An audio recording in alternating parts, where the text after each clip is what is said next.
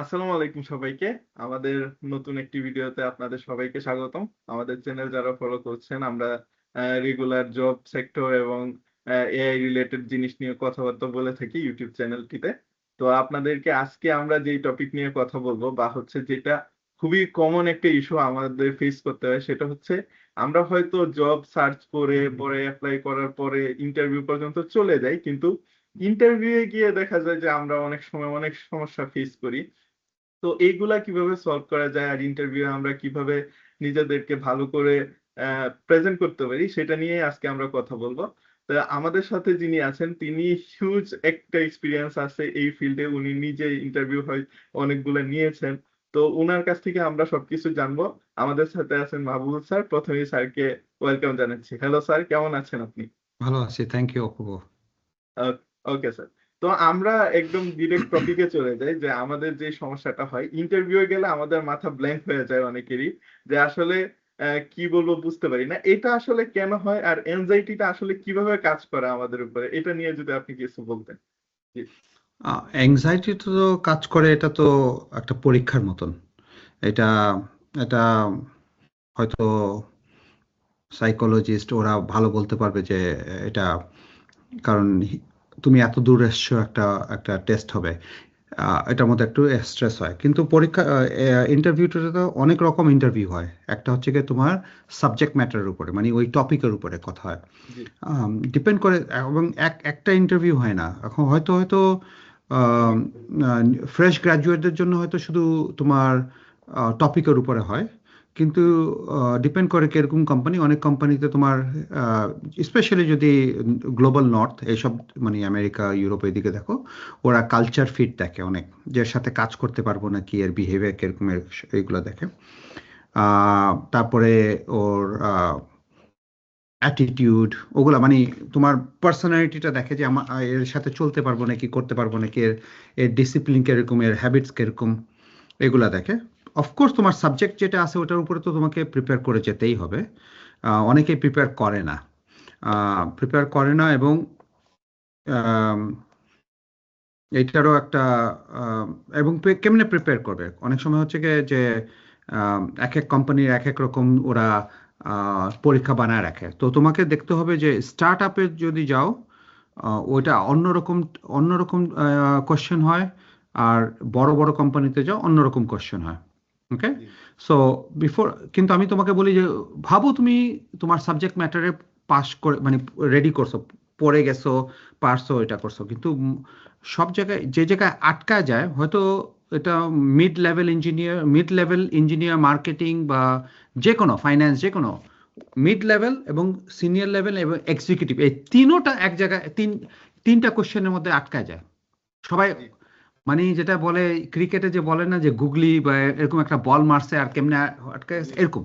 এই তিনটা কোশ্চেন কি জানো, যেটা মানুষ, সবচেয়ে অবভিয়াস কোশ্চেন কিন্তু মানুষ প্রিপেয়ার করে নাই। তিনটা কোশ্চেন সবাইকে আটকে দিল।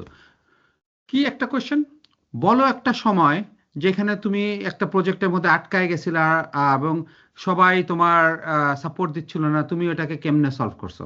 আই তখন কি হবে, তখন তোমাকে নতুন করে চিন্তা করতে, ওই সময়ের মধ্যে তোমাকে একটা স্টোরি বানাতে হচ্ছে, কিন্তু অ্যান্সার এক্সপেক্ট করতেছে, এবং তুমি তো বলতে পারো না আমাকে 10 মিনিট দাও। সো এই জায়গায় 99% ধরা পড়ে যায়। তারপর বলবে এমন একটা সময় বলো যেখানে তোমার তুমি তোমার একটা ভালো প্রপোজাল ছিল, কিন্তু তোমার টিম এবং তোমার ম্যানেজার এগ্রি করে নাই, ওরা ডিসাইড করছে অন্য কিছু করার জন্য। তুমি ওটার মধ্যে কেমনে ওটার সাথে ম্যানেজ করছো, কোপ করছো, তুমি এটার মধ্যে কেমনে পার্টিসিপেট করছো, তোমার অ্যাটিটিউড কি ছিল, তুমি কি করছো। তুমি জানো, এটা তুমি অ্যাবসলিউটলি জানো যে তুমি রাইট, এবং আসলেই রাইট, পরেও জানে, কিন্তু টিম ডিসাইড করছে টোটাল ভুল। তুমি এটার সাথে কেমনে ডিল করছো, বাস। এই যে এগুলো আছে, এগুলো এত কমন কোশ্চেন, কিন্তু সবসময় মানুষ এটা জি। চিন্তাই করে না। কেন এগুলো করা হয়, এগুলো করা হয় হচ্ছে কি, যে এগুলো জানার জন্য যে তুমি কি একটা অর্গানাইজেশনের মধ্যে অ্যালাইন করতে পারবে নাকি। যদি একটা ম্যানেজমেন্ট এবং সবাই মিলে যদি ডিসাইড করে আমরা এই এক ডাইরেকশনে যাব, ভুল হোক রং হোক, তুমি কি ওদের ওদের সাথে আসো, নাকি তুমি ওই টিমের মধ্যে থাকবা না, মানে তোমার করবা, কিন্তু তোমার অ্যাটিটিউড এটা হবে না। এইগুলোর মধ্যে তোমার পার্সোনালিটি, অ্যাটিটিউড, এটার মধ্যেই কিন্তু ফেইলিয়ার আর সাকসেসের মধ্যে ডিপেন্ড করে। এইসবের মধ্যে বেশিরভাগ মানুষ আটকায় যায়। জি বুঝতে এটাই পারছি। বলতে চাই। আর জি অফকোর্স টেকনিক্যাল জিনিসে তো তোমাকে প্রিপেয়ার করতে হবে, তোমাকে ইন্টারনেটে সার্চ করতে হবে, তুমি রেডিটে সার্চ করবা যে এই কোম্পানির বিহেভিয়ার কিরকম, তুমি গ্লাস ডোরে চেক করবা পাস্ট এমপ্লয়িরা কি বলছে, এগুলা এই হাইজেনিক কাজ করতেই হবে তোমাকে, এগুলা মানে টেবিল স্টেক মানে এটা তোমাকে করতেই হবে, প্রিপেয়ার করতে হবে যে ওই কোম্পানির অ্যাটিটিউড কি, ওখানকার ম্যানেজার কিরকম, এবং ওই ব্যাপারে প্রিপেয়ার করতে হবে। আমি যেগুলা বললাম এগুলা লেখা থাকবে না, কিন্তু এইটার মধ্যেই হচ্ছে কি তোমার যদি মিডল লেভেল এবং সিনিয়র লেভেলে যাও এটার মধ্যে এই পরীক্ষা মোর ইম্পর্টেন্ট তখন সাবজেক্ট ম্যাটারে, মানে সাবজেক্টের উপরে কোশ্চেন করা। জি স্যার, বুঝতে পারছি। ধন্যবাদ স্যার।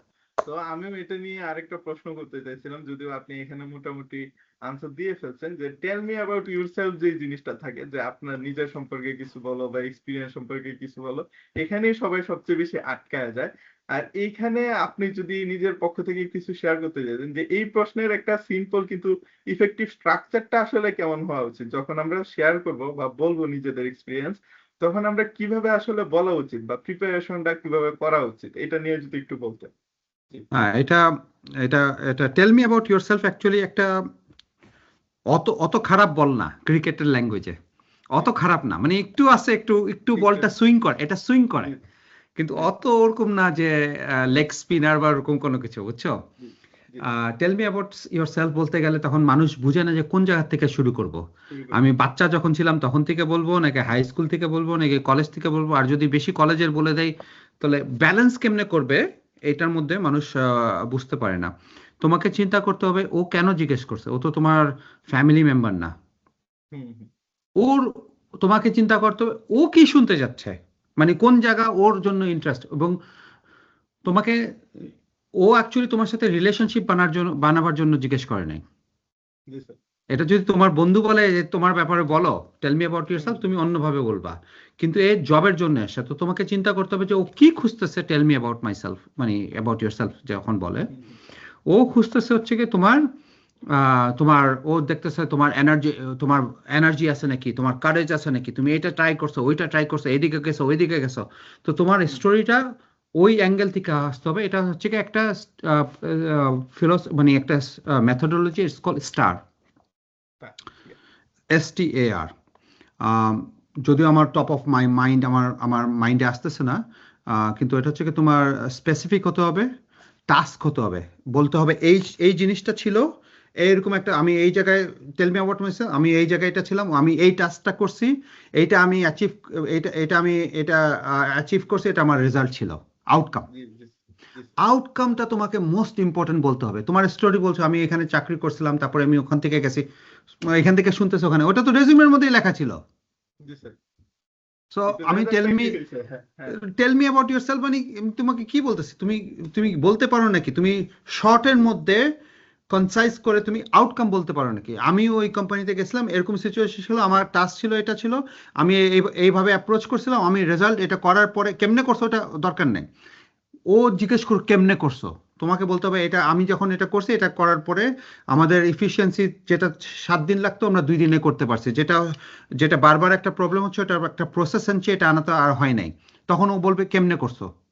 লেট ওকে একটা ট্র্যাপ দাও, মানে ওকে একটা একটা ফাঁদে ফেলায় দাও, যাতে ও তোমাকে ওই কোশ্চেন করে যেটা তুমি চাও ওকে কোশ্চেন করতে, ওইটাকে জলদি অ্যান্সার, ওটা রেজাল্ট দিয়ে দিবা, যে বলে এটা এটা বলো তো, আরেকটু বলো তো।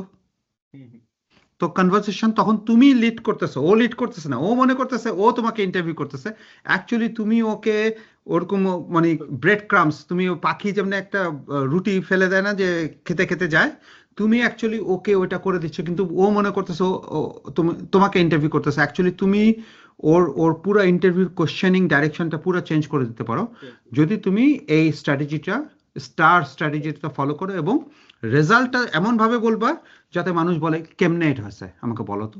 বাস হুম তখন তোমার গল্প, এখন ও জিজ্ঞেস করছে, এখন তুমি বলবা গল্প, আর যদি না জানো তাহলে প্রবলেম আছে, মানে অফকোর্স এটা তো। সো ফলো দ্যাট আচ্ছা। Strategy, follow G, that strategy. ধন্যবাদ। ধন্যবাদ স্যার। সো আমরা বুঝতে পারলাম যে আসলে স্টার মেথডটা ফলো করলে আমরা এই কোশ্চেনের আনসারটা অনেক ইজিলি দিতে পারবো। আচ্ছা, তো কনফিডেন্স বাড়াতে ইন্টারভিউ এর আগে আমরা কিভাবে প্র্যাকটিস করতে পারি বা কিভাবে প্র্যাকটিস করা উচিত, বা এটার জন্য আমরা কি কি ব্যবহার করতে পারি, এমন কোনো টুলস বা এমন কোনো এআই সম্পর্কে যদি আপনি কিছু বলতে পারেন, তো সেটা আমার মনে হয় ভিউয়ারদের জন্য অনেক ভালো হয়। যে কনফিডেন্স বাড়ানোর জন্য বা নিজেকে প্রিপেয়ার করার জন্য আমরা কিভাবে আ নিজেদের প্রিপেয়ার করতে পারি বেসিক্যালি? জি। কনফিডেন্স এবং ওভার কনফিডেন্স অন্য হয়ে যায়, কিন্তু বেটার একটু ওভার কনফিডেন্সের দিকে থাকো। বেশিরভাগ ইঞ্জিনিয়ার যারা হয় ওরা কিন্তু একটু ইন্ট্রোভার্ট হয়, মানে নিজের অত বেশি হয় না, এবং অনেকেই হয় কি বেশি বলতে পারে। তোমাকে কালচার বুঝতে হবে।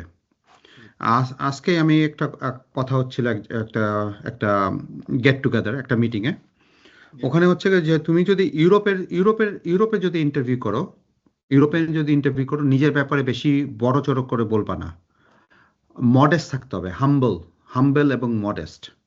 জি, তুমি যদি আমেরিকায় যদি ইন্টারভিউ করে হাম্বল এন্ড মডেস্ট করো, তো জলদি দরজা বন্ধ করে বলবে, সরি আমার আরেকটা মিটিং এসে গেছে। এইখানে তোমাকে you are the greatest, you are the biggest, তোমাকে ওই এনার্জি আনতে হবে। উই আর দ্য গ্রেটেস্ট, এমনি না, we are the greatest biggest, we did it like this, এমন তোমার বডি এনার্জি, ব্লাডের এনার্জি, তোমার মুখ, ফেস, সবগুলা। এটার জন্য তোমাকে, এই দোনোটার জন্য তোমাকে দুই রকম প্র্যাকটিস করতে হবে। এবং এটা হচ্ছে কি, তোমাকে হচ্ছে কি সেলফ রিফ্লেকশন প্র্যাকটিস করতে হবে। তোমাকে দেখতে কিরকম, একটা মিররের সামনে পুরো রাত বসে বসে কোশ্চেন করবা দেখবা, এবং জোরে জোরে কথা বলবা। তোমাকে মনে হচ্ছে চিল্লাচ্ছ, অ্যাকচুয়ালি তুমি চিল্লাচ্ছ না। যেটা তুমি আনকমফোর্টেবল হচ্ছে, ওটা তোমার কনফিডেন্স আসছে। কারণ যখন চিল্লায় যখন বলতে থাকো, যখন অটোমেটিক মিটিংয়ে যাওয়া একটু কম হবে। কিন্তু তুমি তুমি যেভাবে কথা বলতেছো, মিটিংয়ে গেলে কিন্তু ওর থেকে এক দুই অক্টেভ নিচে হয়ে যাবে আওয়াজ। ওকে, সো মেক শিওর যে হোয়েন ইউ আর টকিং, তুমি জি sir, you are talking with a higher tone, higher volume. Okay, জি স্যার, এটা খুব ইম্পর্টেন্ট। এটা হলে পরে তোমার বডির এনার্জি বেড়ে যাবে, এবং ফিল লাইক, জার্মানিতে একটা একটা আছে, তোমাদের একটা বলি, মানুষ যখন হ্যান্ডশেক করে, এটা ওয়েস্টার্ন ইউরোপে শেখায়, মানুষ যখন হ্যান্ডশেক করে, মানুষটা হাতটা কিন্তু সামনে দেয়। জি স্যার, হাতটা যখন সামনে দেয়, শোল্ডারটা কিন্তু সামনে যায়।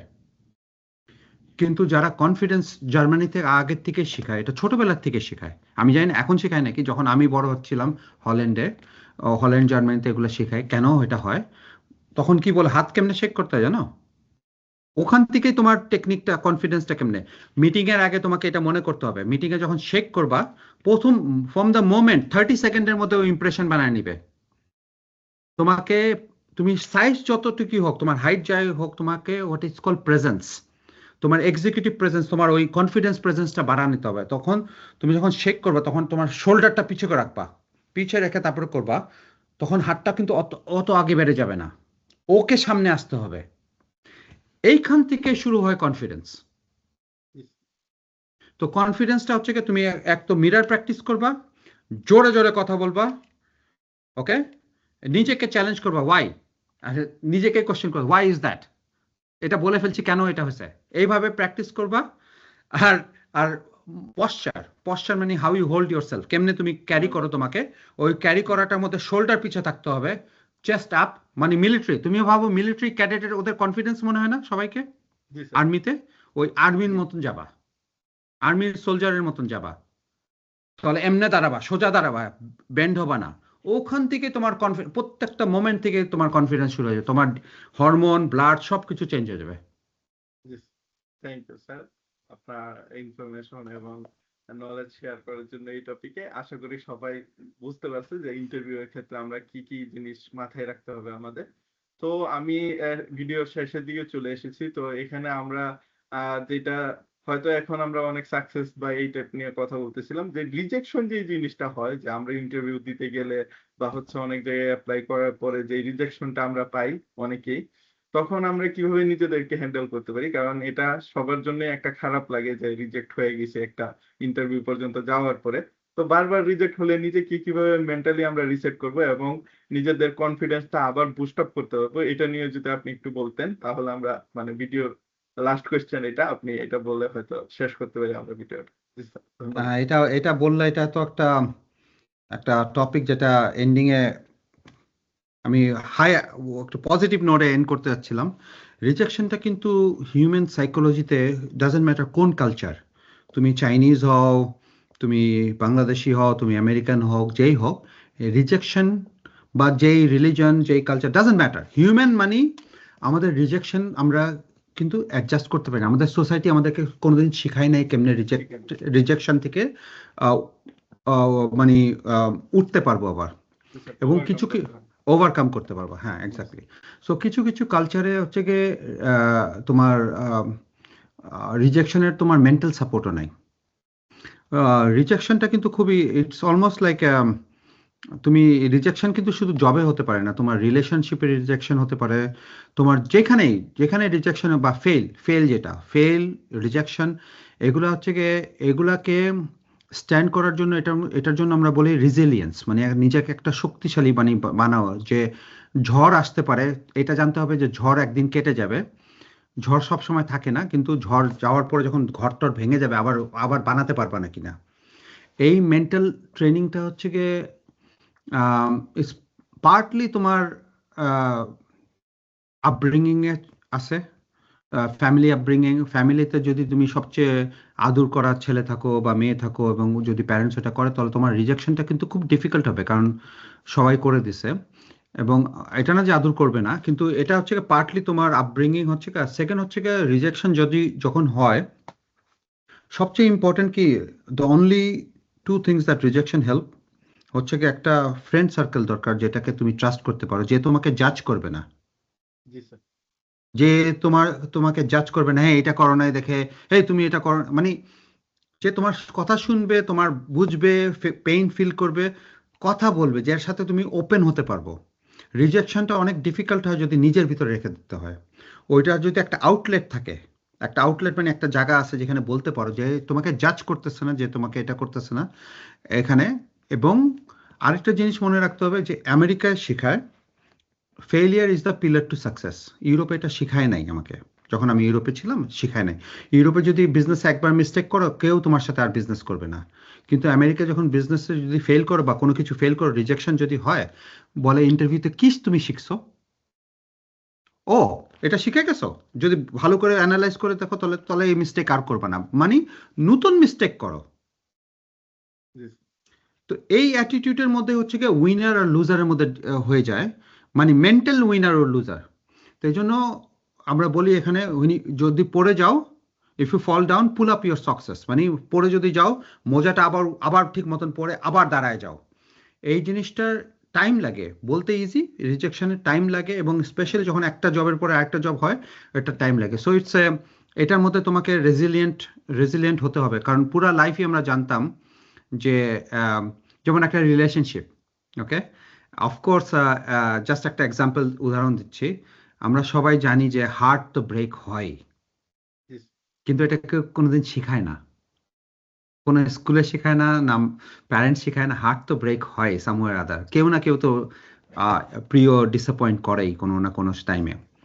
তো এটাকে ওভারকাম করে আবার আবার চলা, এইটাই হচ্ছে গিয়ে রেজিলিয়েন্সি। তো এটা এটা জবের মধ্যে তো আমার মনে হয় ছোটবেলা যত, এবং আর্লি আর্লি স্টেজে যত রিজেক্ট হবে, তোমার লেটার স্টেজে ওইটা হবে না। ইজি আর হবে। যে প্রথম দিকে হয় নাই, আর লেটার স্টেজে ও তারপরে জানবে না কেমনে অ্যাডজাস্ট করতে হবে। But there is no magic pill, কোনো ব্লু পিল নাই, কোনো ব্লু পিল নাই যে এই নীল নীল ট্যাবলেট নিয়ে নাও হয়ে যাবে। It is something that we all have to go through. The only best thing is তোমাকে ফ্যামিলি এবং ক্লোজ ফ্রেন্ড সার্কেল এমন রাখতে হবে যারা তোমাকে প্যারাশুটের মতো প্যারাশুট দিতে পারে, বা তুমি পড়ে গেলে একটা ধরতে পারে তোমাকে, কিন্তু দাঁড়াতে হবে তোমাকেই আবার। Sir thank you. তো আমরা যেটা আজকের ভিডিওতে আমরা যদি সামারাইজ করি, যে আমরা কিভাবে প্রিপেয়ার করব ইন্টারভিউ এর জন্য সেটা জানলাম, কিভাবে নিজেকে প্রেজেন্ট করব, নিজের পোস্টার কিভাবে ঠিক রাখবো এবং কনফিডেন্স কিভাবে বুস্ট আপ করবো সেটাও জানলাম। আর যদি বাই এনি চান্স আমরা রিজেক্ট হয়েও যাই, তাহলে আমরা কিভাবে নিজেদেরকে আবার রেজিলিয়েন্সের মাধ্যমে ঠিক করব সেটাও আমরা এই ভিডিও থেকে আশা করি সবাই বুঝতে পারছে। আর আমি ভিডিওটা এখানে শেষ করতে যাচ্ছি। আজকের ভিডিওতে আমরা যে টপিক গুলো নিয়ে কথা বলছি সে সম্পর্কে যদি আপনাদের কোনো কোয়েশ্চেন থাকে, ভিউয়ারদের জন্য বলছি, আপনারা কমেন্টে করতে পারেন। এবং এই টপিক বা জব রিলেটেড আরো অনেক সাজেশন বা টিপস এন্ড ট্রিক্স শেয়ার করা হবে আমাদের এই ইউটিউব চ্যানেলটিতে। আপনারা সাবস্ক্রাইব করে ভবিষ্যতের ভিডিওগুলো দেখতে পারেন এবং আমাদের সাথে যুক্ত থাকতে পারেন। আর স্যারের কাছ থেকে আমি আজকে বিদায় নিচ্ছি এবং আপনাদের কাছ থেকেও বিদায় নিচ্ছি। আল্লাহ হাফেজ এবং দেখা হবে আমাদের নতুন ভিডিওতে।